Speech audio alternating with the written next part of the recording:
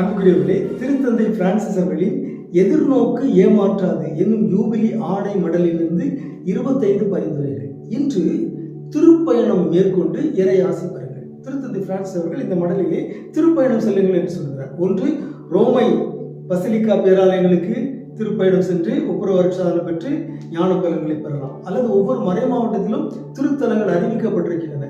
அங்கு திருப்பயணமாக சென்று ஒப்புரவு அருட்சாதனம் பெற்று நற்கருணை பெற்று ஞான பலன்களை பெறலாம்.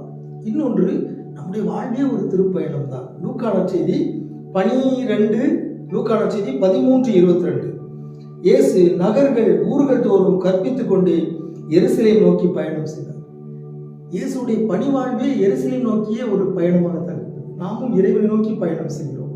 நம் வாழ்வு ஒரு திருப்பயணமாக அமைவதாக.